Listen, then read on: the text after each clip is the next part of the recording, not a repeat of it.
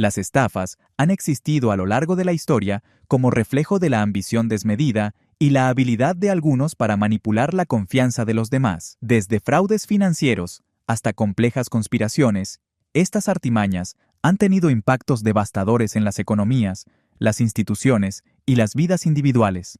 Las estafas más grandes de la historia suelen compartir elementos en común: la promesa de grandes beneficios, la explotación de la credulidad y el uso de sistemas aparentemente confiables para perpetuarlas. El impacto de las estafas se mide no solo en términos económicos, sino también en la pérdida de confianza hacia sistemas y personas. Muchas veces, las víctimas son individuos o comunidades vulnerables que buscan mejorar su calidad de vida, pero terminan siendo explotadas. Por otro lado, algunos fraudes han tenido repercusiones masivas, como la caída de grandes empresas o crisis económicas que afectaron a naciones enteras. Estas historias, aunque impactantes, sirven como recordatorio de la importancia de la vigilancia y la responsabilidad colectiva para prevenir futuros engaños de esta magnitud. A continuación, te vamos a mostrar a las 10 mayores estafas que han ocurrido en la historia.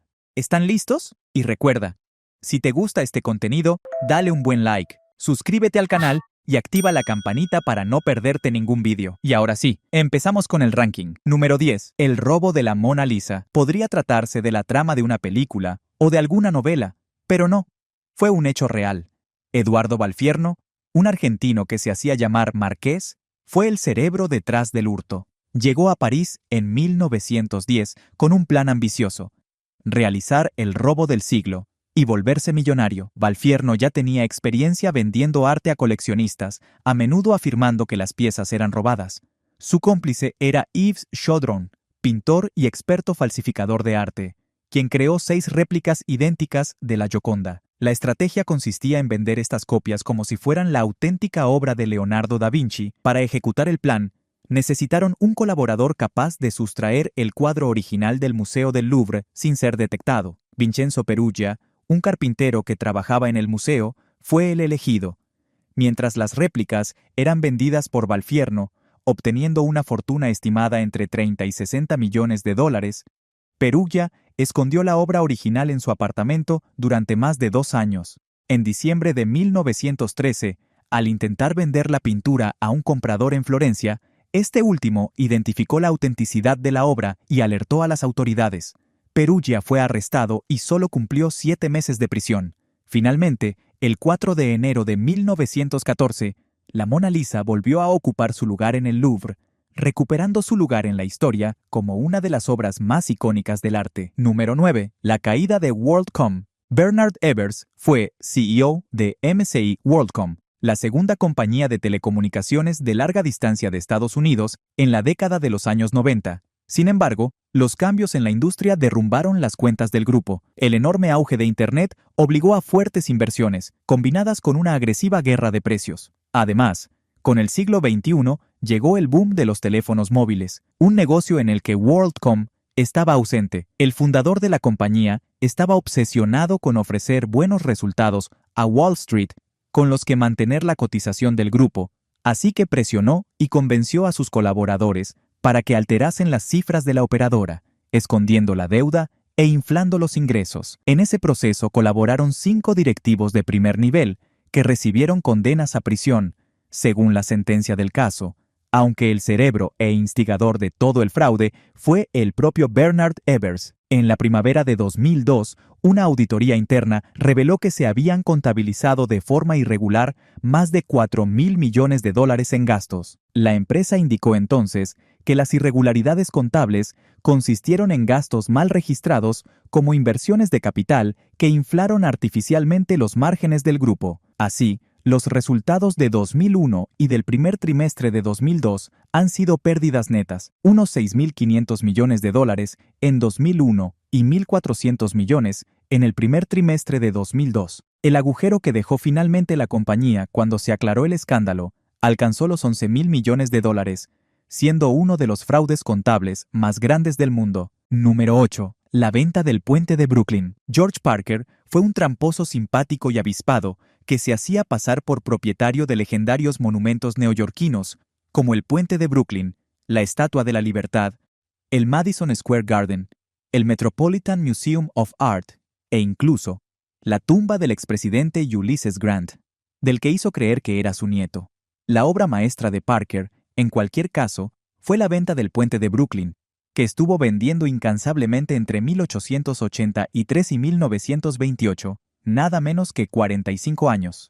El neoyorquino creó toda una sofisticada trama para hacerse pasar por el propietario de la infraestructura, con elaborados documentos que le ensalzaban como legítimo dueño e incluso una oficina creada deliberadamente para dar apariencia de legalidad a las transacciones. El engaño se destapaba rápidamente cuando los supuestos nuevos propietarios trataban de levantar casetas de peajes en los dos extremos del río y eran detenidos por la policía. Para cuando regresaban airados a la oficina de ventas, Parker ya se había esfumado. El caso es que el estafador logró repetir la operación en más de una ocasión, llegando incluso a obtener $50,000 por el puente, cuya titularidad en realidad era pública. En sus primeros años de actividad, cruzar el puente implicaba el pago de un peaje de 1 centavo para los viandantes, 5 centavos para los caballos y 10 centavos para los carruajes. Número 7. Jordan Belfort, el lobo de Wall Street.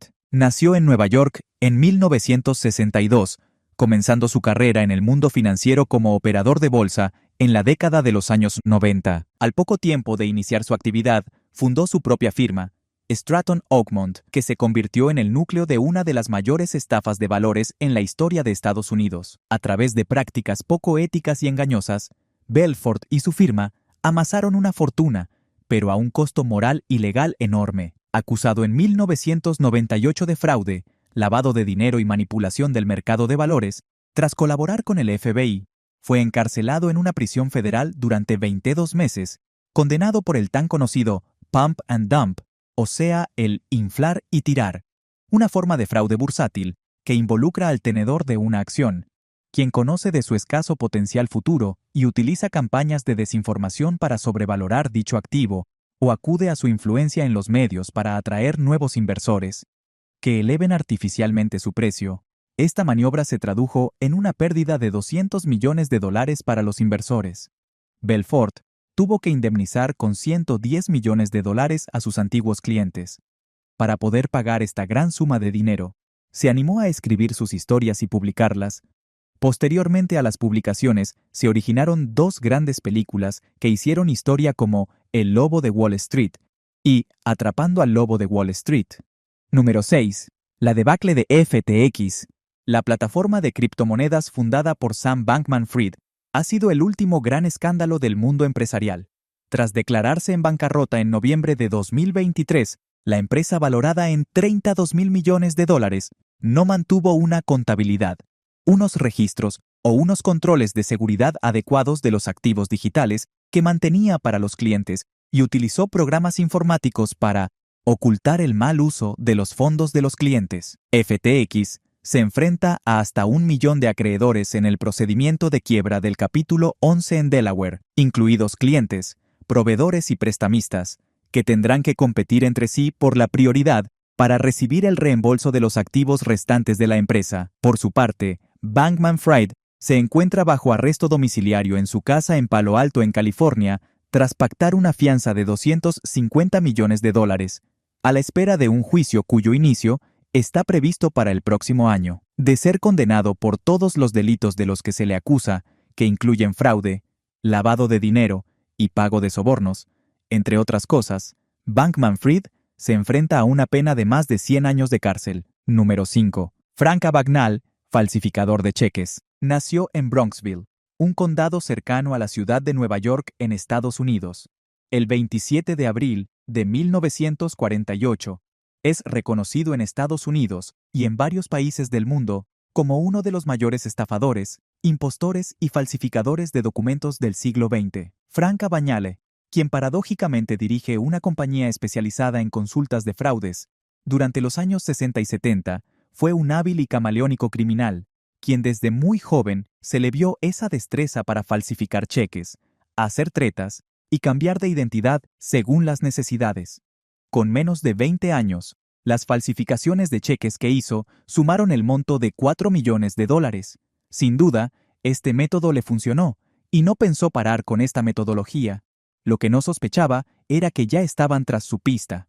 En 1969, luego de escapar de una condena de 12 años, se ocultó en el exilio a Montpellier, en Francia, lugar en el que fue detenido después de estafar a 2 familias en Suecia e intentar robar un carro. Fue deportado a su país natal, donde sería enjuiciado. Se le imputaron cargos por suplantación de identidad, ejercicio ilegal de profesiones, fraude, falsificación de documentos y robo de bancos. Fue ahí donde el gobierno federal estadounidense le ofreció la oportunidad de trabajar en el Buró Federal de Investigaciones, conocido popularmente como el FBI, a cambio de la condonación de su condena. Posteriormente, se hizo millonario luego de publicar su famoso libro Atrápame, si puedes, en el año 2000, el cual fue adaptado a la pantalla grande 2 años después, con la actuación estelar de Leonardo DiCaprio y Tom Hanks. Número 4. La quiebra de National Heritage Life Insurance. Sholem Weiss llevó a cabo una de las mayores estafas en la historia de los Estados Unidos, causando la quiebra de National Heritage Life Insurance Company. A través de un esquema de fraude que incluyó desvío de fondos, lavado de dinero y crímenes organizados, Weiss y sus cómplices generaron un déficit de $450 millones. Aunque la magnitud de la pérdida fue menor comparada con escándalos como los de Enron o Bernie Madoff, las consecuencias fueron devastadoras para las víctimas, principalmente los jubilados en Florida, quienes perdieron los ahorros acumulados durante toda su vida.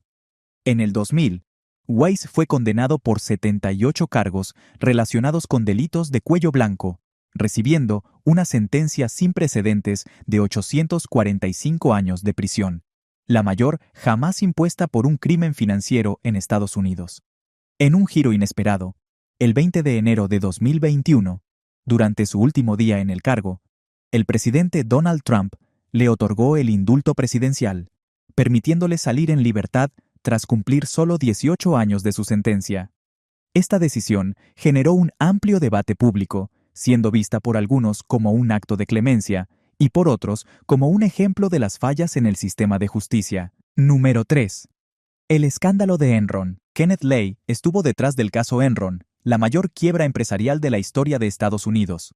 Todo empezó en 1985, cuando Lay creó Enron a partir de la fusión de Houston Natural Gas e InterNorth. El grupo no tardó en convertirse en una empresa de renombre internacional, con actividades entre las que estaban la intermediación de contratos de energía, sobre todo con contratos a plazo, a través de complejos mecanismos financieros de futuros y derivados. Pero su reputación comenzó a hacer aguas debido a rumores de sobornos para obtener contratos en algunos países. A partir de ahí, Enron se puso en el foco de atención y empezó a someterse al escrutinio público sistemático. En agosto de 2000, la empresa alcanzó un máximo en bolsa, a $90,56 por cada acción. Pero, a partir de ahí, todo empezó a desmoronarse. A comienzos de 2001 los títulos se desplomaron a $30, cuando surgieron rumores de que las ganancias de Enron eran el resultado de negocios con sus propias subsidiarias, una práctica que le permitía maquillar gigantescas pérdidas. Todo ello con el visto bueno de la prestigiosa auditora Arthur Andersen, a la que el escándalo también se llevó por delante. La quiebra de Enron a finales de 2001, con $64,000 millones de pasivo, marcó un antes y un después en el mundo de las auditoras y los códigos de buen gobierno en las empresas. Número 2. El caso Madoff. Nacido en 1938 en una familia judía del Queens en Nueva York, Bernard Madoff construyó una imagen de respeto y éxito en el corazón de Wall Street.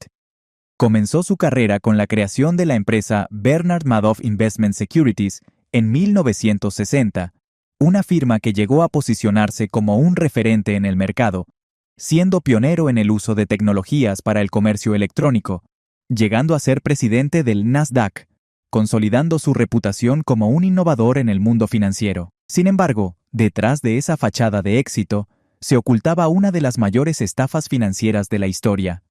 La firma Madoff prometía rendimientos consistentemente altos, algo que atrajo a una red diversa de inversores, desde grandes bancos y aseguradoras hasta celebridades, organizaciones benéficas e inversores individuales. A pesar de su aparente éxito, las operaciones de la firma no se sostenían en inversiones legítimas, sino en un esquema Ponzi llevado a gran escala. En este modelo, las ganancias y los reembolsos prometidos a los inversores se financiaban con las aportaciones de nuevos clientes, mientras que Madoff mantenía la ilusión de rentabilidad mediante estados de cuenta falsificados. El fraude fue desenmascarado en diciembre de 2008, en plena crisis financiera global. Su esquema dejó un vacío financiero de aproximadamente $65,000 millones, afectando a casi 5,000 cuentas de más de 27,000 clientes en 122 países de todo el mundo. Madoff fue detenido y falleció en prisión el 14 de abril de 2021, dejando tras de sí un legado de devastación financiera y un caso que marcó un antes y un después en la regulación y vigilancia del sistema financiero global. Número 1.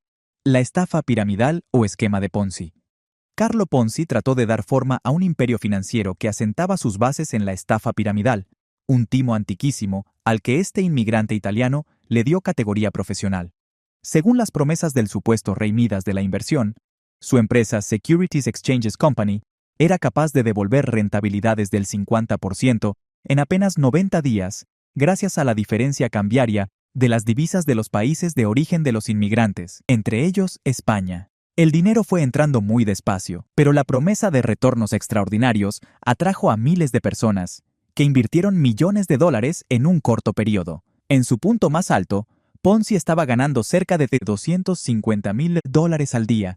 Sin embargo, este crecimiento era insostenible, ya que dependía de la entrada constante de nuevos fondos para cumplir con las promesas a los inversionistas previos, que sin saberlo, estaban a punto de perderlo todo. En 1920, los periodistas y las autoridades comenzaron a investigar el negocio de Ponzi. Al mismo tiempo, algunos inversionistas intentaron retirar su dinero, pero su compañía, la Securities Exchanges Company, no tenía fondos suficientes para cubrir todas las solicitudes. Finalmente, el esquema se desplomó y se descubrió que Carlo Ponzi había defraudado a unas 40,000 personas por un total de más de $20 millones. Fue arrestado y condenado a varios años de prisión. Cumplió la condena hasta 1934, cuando fue inmediatamente deportado a Italia. El 18 de enero de 1949, murió en un hospital de Río de Janeiro. Muy bien, amigos, hemos llegado al final. No te pierdas nuestros próximos videos, donde exploraremos todo tipo de temas interesantes y entretenidos. Asegúrate de suscribirte a nuestro canal y encender la campana de notificaciones para no perderte nada. Muchas gracias por quedarte hasta el final. Les mando un fuerte abrazo y nos vemos en el próximo video en el Club del Top 10.